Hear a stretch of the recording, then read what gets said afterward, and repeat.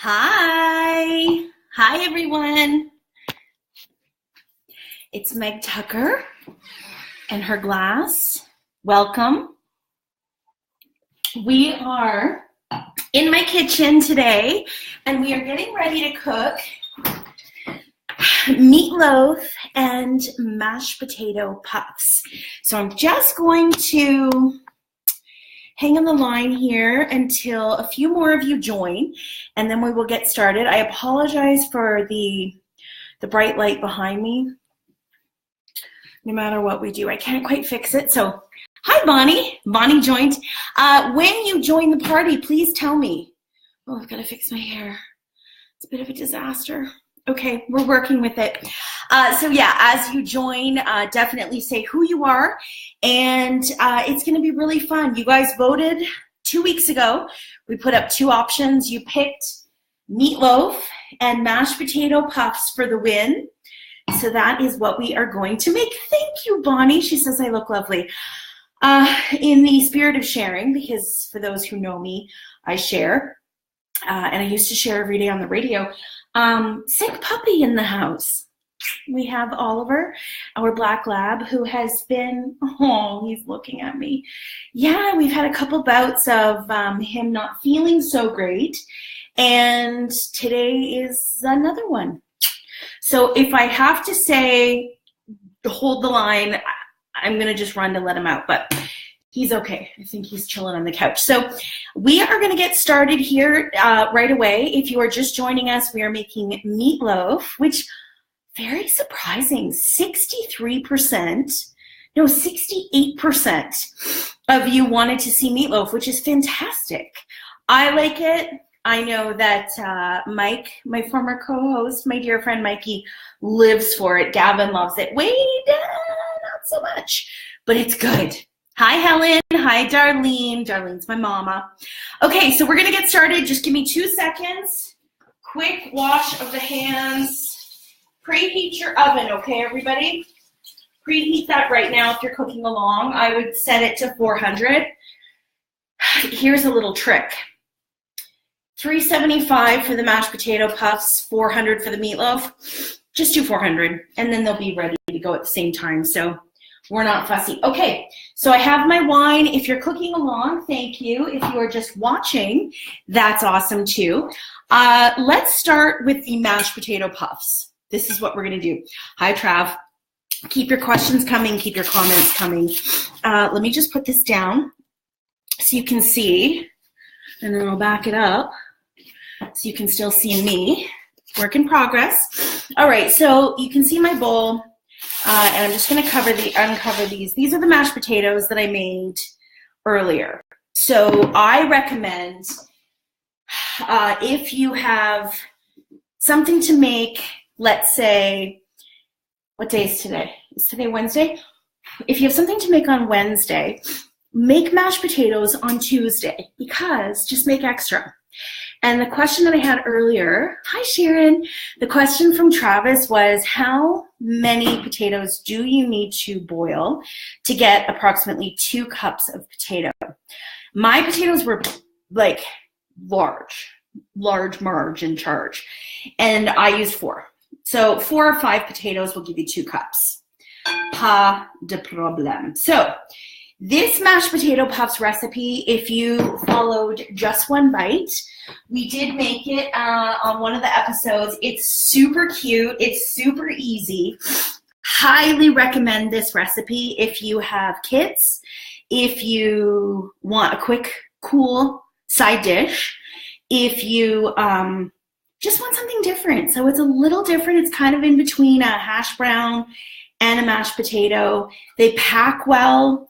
What's really great about these is you can freeze them, and they make a great after-school snack. Oh my goodness. Hi, Diane, and hi, Boo Boo. Everyone say hi to Boo Boo. That's Lady. Okay, your mashed potatoes are in the bowl. Now we add the eggs. Now, as you can see, I'm just grabbing the bowl that I used for my mashed potatoes. I'm just cracking my eggs into that, and make sure you have your garbage bowl. Garbage bowl, perfect for all your shells, everything like that. So I always crack my eggs into a separate bowl for no other reason. So if one gets demolished, we're fine. You're gonna laugh at me. I'm not gonna show you because I think that's yucky. Sometimes there's like a lot of white on the egg. I like to take it out. I'm sure restaurants don't take the time to do this, and really nothing's gonna hurt you, but I just like to get the little slimy stuff out. So into the garbage bowl. So we've got our 3 eggs. Grab a fork, give your eggs a whisk. You can mix it all into the potato, that's fine. But I like to just do it ahead of time. So we're gonna now pour the whisked eggs into your mashed potato. If you're just catching up, we are making mashed potato puffs. So inside we've got our 2 cups of mashed potatoes, our 3 eggs.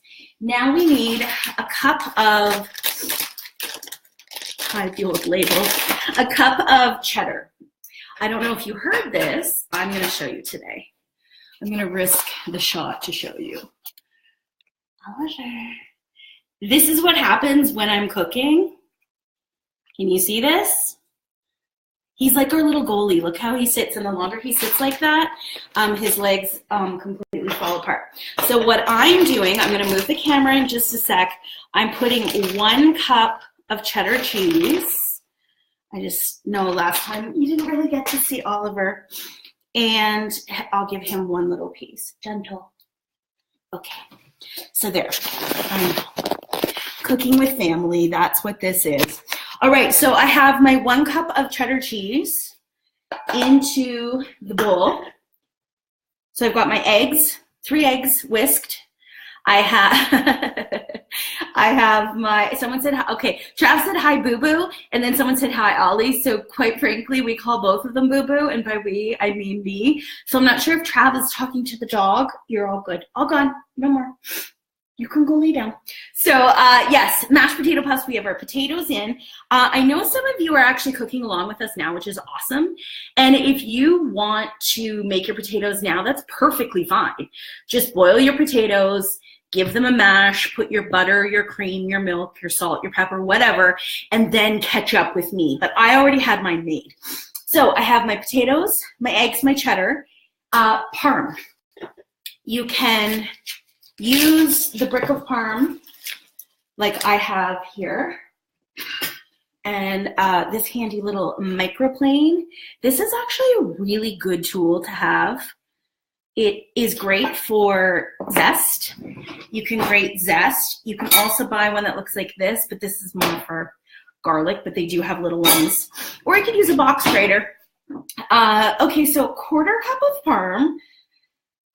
Guys, I'm gonna be honest, struggle with the old measuring. So I'm just gonna eyeball it, give it a tap. It's just a fine grind.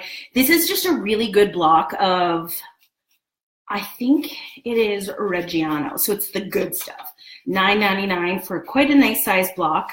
And what's great about parm, Ollie's still hanging on. He's hoping for 1 more piece. So you can see it gets kind of funky. That's okay. I need to even it out. But what's great about it, once you get down to the little tiny bit of rind, throw that into a soup stock. And it really is awesome in a soup. It kind of lightens it up and gives it like a nutty depth. It's really good. Okay, so I have my parm, my cheese, my potatoes, my eggs. Oh, bacon. Bacon bits. I cooked bacon earlier. Again, here's a tip for cooking your bacon. Take a sheet pan, like a cookie sheet, cover it in tin foil, then put your bacon in on the pan, spread it out like all nice flat strips. I should take a picture next time I do it. And then put it in your oven and then turn your oven on to 400. I know it sounds crazy, but you actually put it into a cold oven and then you set your timer for 20 minutes. So once your timer is set for 20 minutes, right at around 15 minutes, rather when there's 5 minutes left, check it, flip it over, put it back in the oven for the other 5. You should be good to go. Depending on the thickness of the bacon, you might want to add like a minute, but it's foolproof. There's my dog. It remains flat when you bring it out. Perfectly cooked bacon. Cold oven, 400 degrees after it goes in the oven. Okay, so I have my bacon. Now green onion. You don't have to use green onion, but I like. See if we have any comments here. Keep your questions coming. We've got lots of people joining. Oh, we do have comments here. Hang on. Okay. Green onions, chives work as well, but I like green onion. I find, so you can see here that some of them are, I'm going to learn one day how to do this. Okay. See how some of them are like the whites, some are the greens. That's okay. They're going to cook anyway. I mean, yes, most of the ingredients in this are cooked. I'm going to leave just a little tiny bit for the very end when we garnish. And then salt and pepper. So actually no salt because I added them to my mashed potatoes. This recipe is a little interesting, guys, because you can't taste it ahead of time. So here is my tip. My tip for you is make sure that your mashed potatoes are the proper seasoning that you like it. So if you have to add a little salt, add a little pepper, then taste them, go a little on the under-seasoned, because keep in mind, we're adding bacon and we're adding parm, and both of those are salty. Ollie photobomb behind me. He totally did. Okay, now if you can just see here, I am mixing everything together.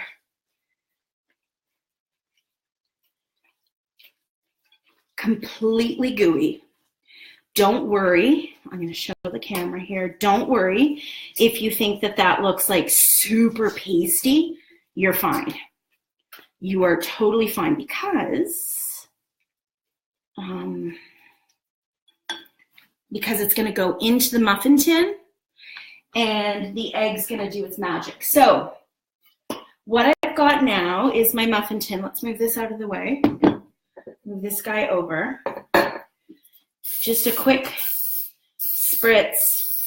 This muffin tin's a really good one, and it's really non-sticky, but excuse me for sniffing. My cold won't go away. But I still spritz it anyway because you don't want to fight with it at the very end. So now, just bring your muffin tin over. Grab probably a tablespoon. If you want to be fancy, you can certainly, use a cookie scoop or, you know what I mean. Ice cream scoop. But this works. Okay, so here's what we're going to do. We are filling the muffin tin.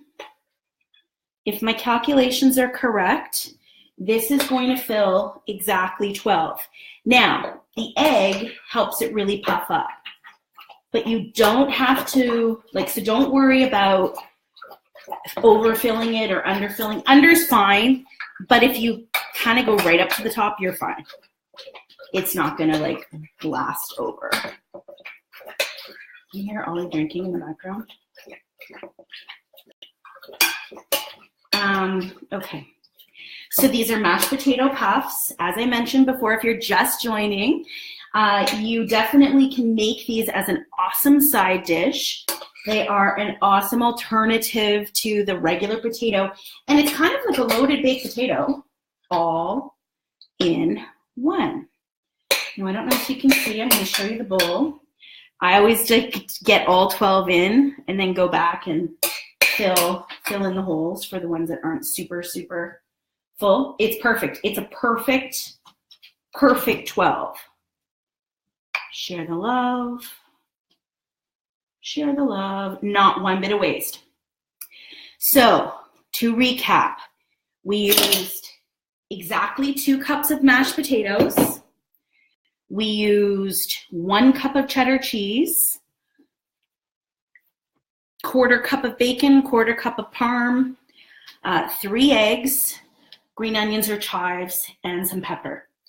This is what they look like. They're going in my oven. So my oven is currently set to 400. So in it goes. And now we're going to do the meatloaf, and then at the end, I'm going to show you what everything looks like. We won't stay on live until the whole thing is finished, but what we're going to do is I just took them out of the oven 15 minutes ago. Stand by. All he needs out. Do you need that one?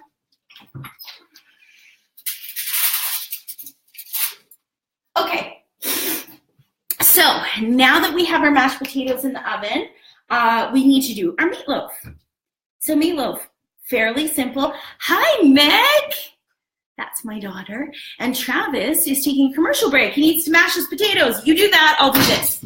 Oh my God, did you guys just hear a slamming of the door? Did you seriously just hear a slamming of the door? I love you, honey. That's Oliver closing the door himself because he knows when he closes it, he gets a treat. I gotta, hang on. Okay, gentle. Good boy. Okay. So yes, our mashed potato puffs are in the oven. Let's make our meatloaf. I find this really funny because I like meatloaf. Do you guys like meatloaf? You look beautiful. Michaela, thank you. Love you. Okay, I really like meatloaf. Where's my garbage bowl? But some people think it's nasty. Here's where I believe meatloaf has come a long way. I think that there are recipes that you can use that have egg. This meatloaf does not contain egg. And I guess I just find that egg, I don't know, it kind of changes the texture. It changes the consistency a little bit, and I'm not a huge fan. So I found this recipe, and then I've just been kind of tweaking it over the years. It's so simple to make. I want you to try it, and I don't want you to be afraid. So even if Sharon, not a meatloaf fan, could you try it? Maybe make it for your hubby. The other thing I want to tell you guys, you can make this as meatballs. Did I get you some meatballs? Over rice, super good. Bonnie, I know you love meatloaf, and you better come eat this because there's nobody home. Okay, so here's what's happening. Ground beef. I love you, babe, but my wedding ring has to come off for this because I'm going in with my hands. So we've got our ground beef. It's very, very simple. You are putting a pound of ground beef. You're putting in half a cup of panko breadcrumbs. God asked the question, what is panko? It's a Japanese style breadcrumb. It is really flaky and crunchy, super crunchy. So you know what normal breadcrumbs would be kind of brown? This is like white, super white bread, super crunchy. This is probably, I think, one of the best breadcrumbs to do a chicken parm or a breading in because everything stays really crunchy. So it's awesome. So we've got pound of ground beef, half a cup of panko breadcrumbs. We have Dijon mustard. Stand by, it's in the fridge.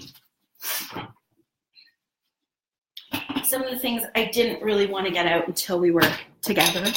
So Dijon, any kind you want, whatever works for you. This actually is basil. Basil, Dijon, doesn't matter.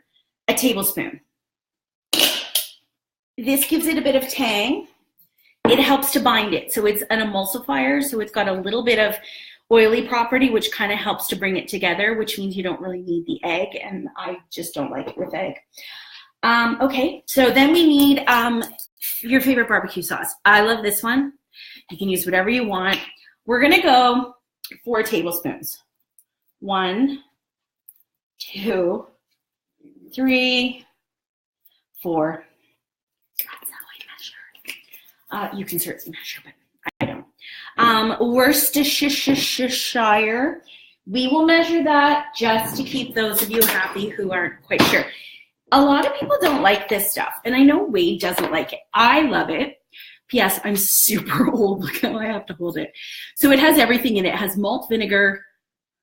I'm seriously blind. Spirit vinegar, water, molasses, sugar, salt, anchovies. Don't be afraid. Tamarind extract, onions, garlic, spice and flavors. This stuff is just great. And P.S. Costco, this whole giant bottle. It's like $5. But anyway, it's just so good. It's so good. Okay, so in here we want to do, it's hilarious, I'm actually looking at a recipe. About a tablespoon. It's a little cloudy. It's almost a little milky. It's so good. This question was asked, do we need to put the Worcestershire? Yes, W. Put it in because it just makes a difference. I just feel it adds a depth. It just gives you like an extra depth of flavor. It's perfect. Ground beef, panko, brown. I have my honey barbecue sauce, my Worcestershire. I've got my Dijon, and now I need my honey. A tablespoon. And there we go. Okay. What you don't see happening is our dog has just gotten, excuse me, no chewing the blankets. Just hang out. We're good. We're good. I wish you could see his face. Okay. I'm going in with my hands, and then I'm going to go to the sink. You can use a spoon. Don't. Just get in with your hands. The key is you don't want to overmix it. Overmixing your hamburger products is going to make things tough, and we want meatloaf that is M-O-I-S-T. And no one is ever making me say that name, that word. But you don't want to overmix it. I mean, you want to get the ingredients kind of put together. You're going to feel the panko is a little bit crunchy. You're going to smell the most amazing smells. And that's kind of it. It's really not hard to put together. Hang on.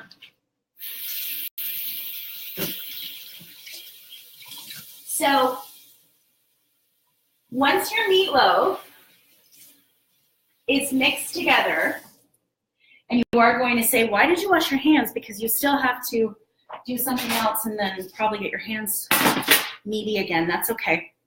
I'm going to take a little quick shortcut today. So we've got our meat. There's literally a doggy nose right here. We're going to spray this with a little Pam. Just take a cookie sheet, guys. Foil.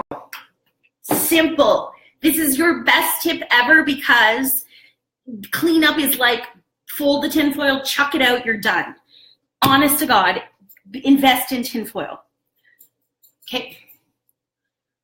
This is always a great sound. There's your loaf.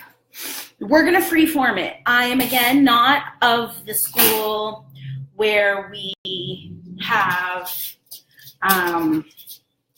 meatloaf pans. I think it becomes too tightly packed. And I believe that when you put it in a meatloaf pan, it kind of, well, cooks in its own fat, but to the point where, I don't know, I'm not really a fan. I like freeforming it because I like freestyle and everything. The other thing that I could tell you is you do them in muffin tins. So here's a cool tip. If you're just two of you, this is a pound of ground beef. What are you doing over here? But if you're just two of you, do a cup of mashed potatoes and a half a pound of ground beef. Give it a little pat, like a little bottom. I have to wash my hands again. And then do 6 muffin cups of the beef and 6 cups of your meatloaf. So you literally have 1 sheet pan with a full dinner, or 1 muffin tin rather with a full dinner. So this is it. We've freeformed it. Nothing fancy, but it doesn't need to be fancy. And then what we're going to do is in a little dish, give 1 more squirt of honey. You're going to give, hi Mitch. You're going to give 1 more shot of barbecue sauce.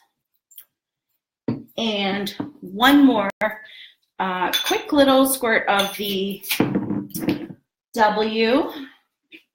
Give that a little mix. It's a little sloshy at first. Not unlike how I'm feeling right now. Just kidding. Okay. And then, are you ready? You paint.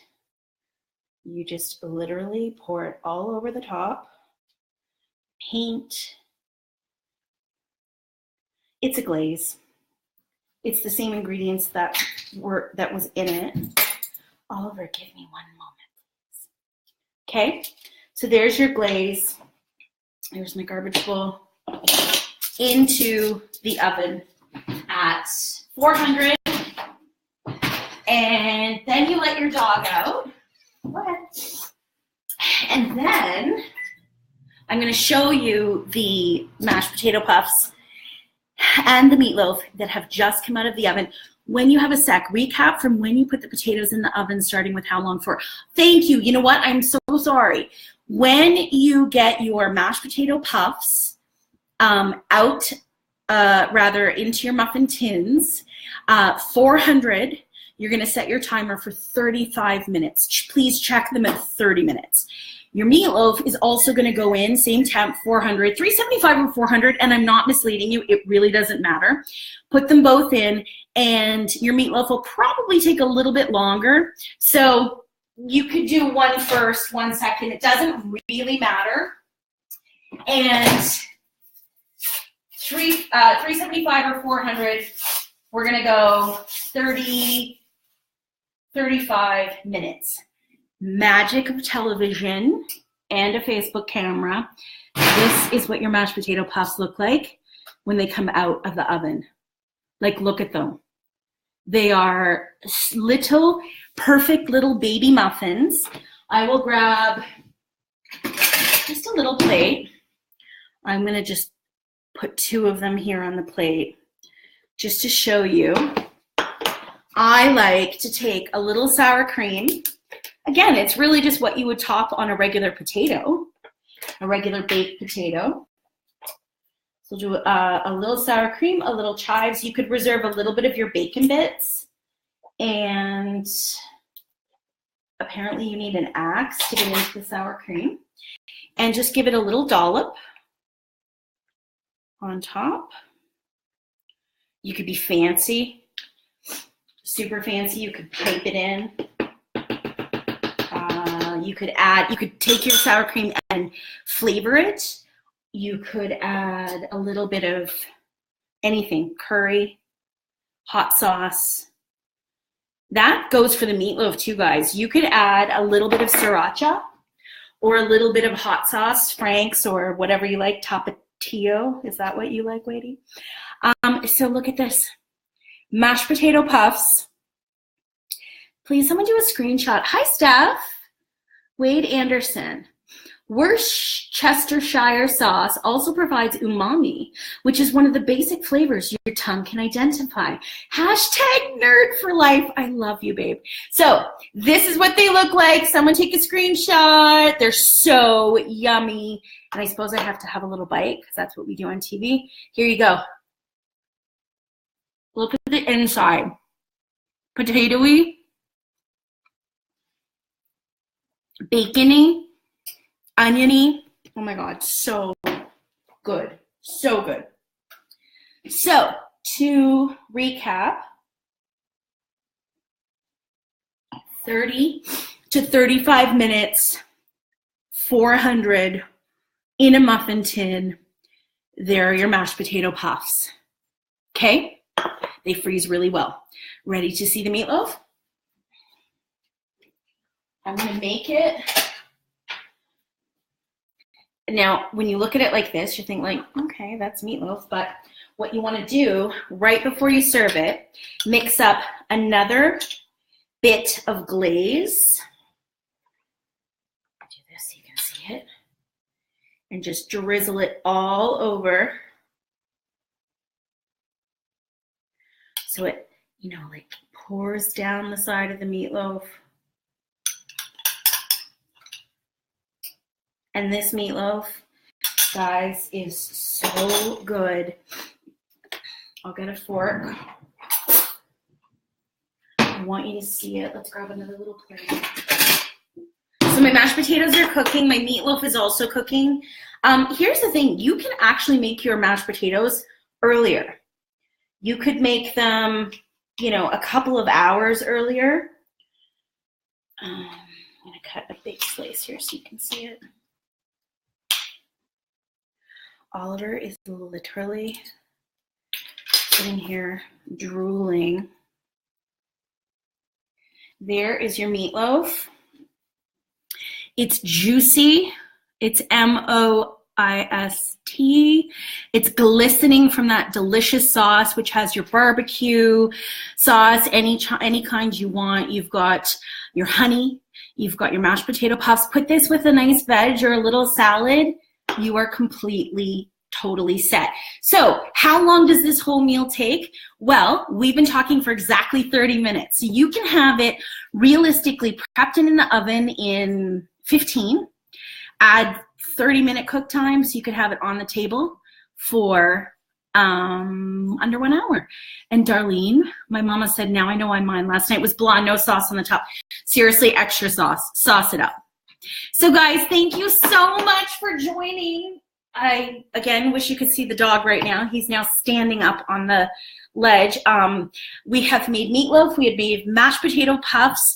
I have one here to show you and a whole other batch in the ovens. If you live in Red Deer, please come have some dinner. And it doesn't matter who you cook with or how fancy you get, just cook with love. Thanks, guys. Any questions, please let me know, and I'll be posting the recipe ASAP. Thanks. Bye.